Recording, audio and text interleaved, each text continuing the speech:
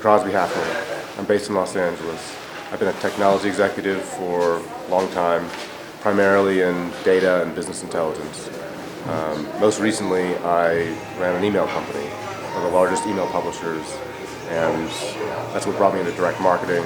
And very recently, in the last 6 months, I've been in the health and wellness space with supplement products. I've been a business advisor for a lot of businesses, and typically I show people how to make their businesses work better. That's driven my acquisitions. It's driven the turnaround work that I did, and in the health and wellness space, everybody in this space, we're all interested in wellness and community and trying to improve some of the very fundamental environmental factors that we live in. So that's what's driving me now. I get the most gratification from helping people understand how to actualize their own skill sets in what they're focused on, and that's really what business advisory work and helping people make their businesses run better, either through better insights or better management techniques, finding better people. That's what that's about. So if I can work with people to help them improve their skill sets, practice new skill sets, achieve their objectives faster and with more clarity, then I'm feeling good about what I'm doing.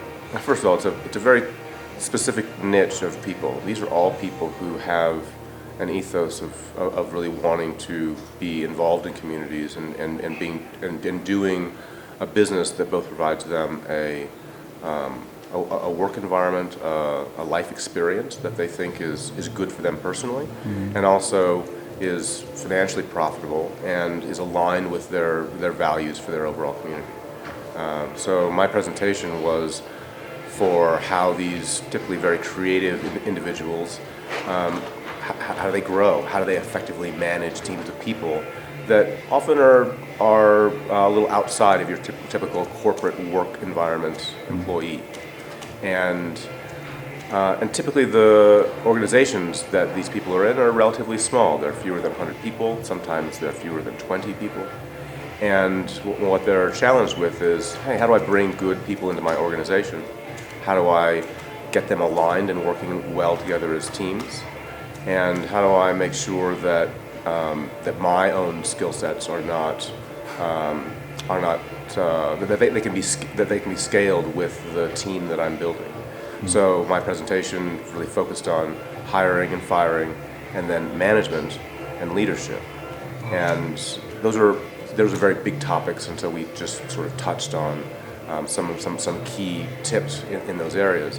One of the things we spent more time on, which I think is a valuable subject for this group, is that these leaders and entrepreneurs, they have a typical experience of constantly being drawn back into the weeds because they are the best in their organization at doing certain things. And so what they're challenged with is how do they effectively delegate and train and align their staff so that the staff can do 90% of the work and they're doing 10% correction and redirection and improvement, as opposed to the reverse.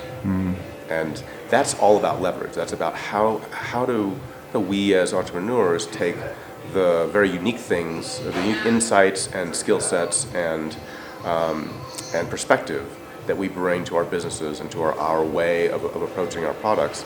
How do we take that and leverage it with our organization, as opposed to being just spread thinner and thinner as our organization grows? And that's a typical problem for successful entrepreneurs. How do you make sure that you don't become spread too thin? Yeah. This is a setting that has people out of their normal space, and it's a gorgeous setting, and it's not just a beautiful one, it's an inspirational one, because you have these incredible vistas, you have these wonderful spaces.